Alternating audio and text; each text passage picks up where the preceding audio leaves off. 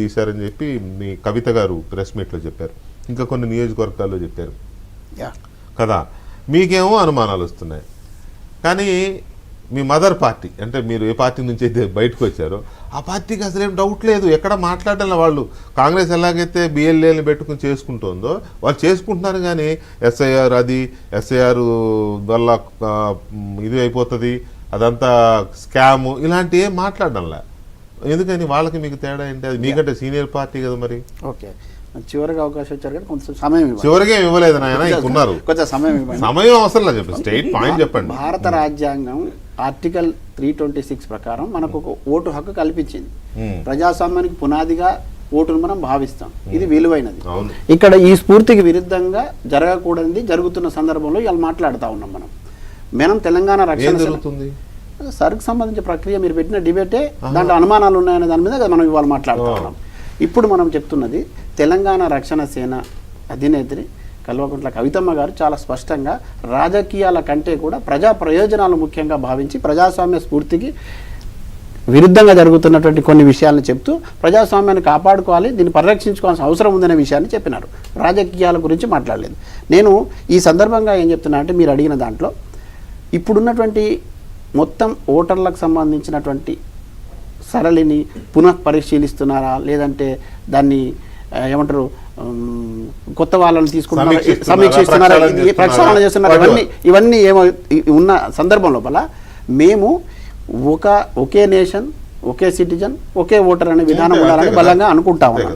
ఇది నిలబడాలి అని అంటే నిష్పక్షపాతంగా ఈ ప్రక్రియ జరగాలి, పారదర్శకత ఇందులో ఉండాలి. ఈ రాజకీయ ప్రయోజనాలు కానీ రాజకీయపరమైనటువంటి జోక్యం ఉండకుండా భారత రాజ్యాంగానికి కట్టుబడి ఉన్నటువంటి స్వతంత్ర ప్రతిపత్తి కలిగినటువంటి ఎన్నికల సంఘం ఈ ప్రక్రియను సజావుగా జరగాలి. కానీ ఈ రాష్ట్రంలో చూసుకుంటే కనుక మనం 2025 సంబంధించి నిన్న కవితమ్మ గారు స్పష్టంగా చెప్పినారు, కొడంగల్కి సంబంధించినటువంటి నియోజకవర్గంలో కేవలం 800 ఓట్లు మాత్రమే తొలగించినారు. అదే బోధన్ నియోజకవర్గంలో 7000 ఓట్లు తొలగించినారు. ఎందుకు ఈ సందర్భంలో మేము ఇది చూసామనంటే, ఈ ప్రక్రియ పారదర్శకంగా జరుగుతుందా, నిజంగానే ప్రజలు కోరుకున్న విధంగా జరుగుతుందా అనేటువంటి విషయంలో బాధ్యత కలిగిన ఒక రాజకీయ పార్టీగా మేము దీన్ని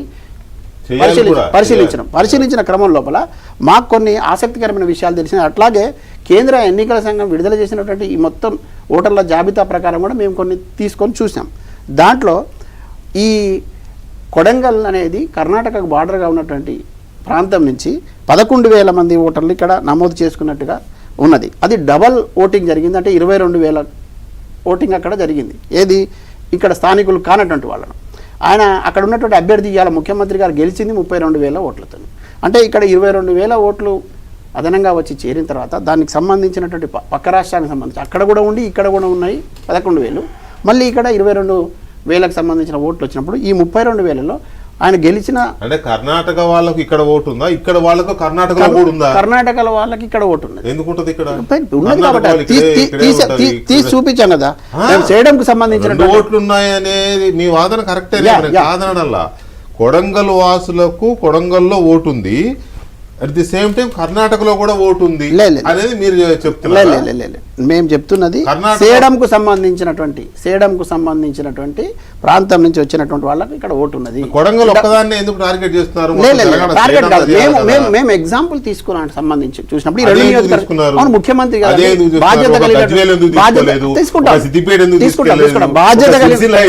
ప్రజలకు స్పష్టత ఇవ్వాల్సిన అవసరం ఉన్నది. తర్వాత ముఖ్యమంత్రి ప్రాతినిధ్యం వహిస్తున్నటువంటి ప్రాంతం కాబట్టి మేము ఆసక్తిగా దాన్ని గమనించినాం, చెప్పినాం. మిగతా నియోజకవర్గాలు కూడా చూసుకున్నాం.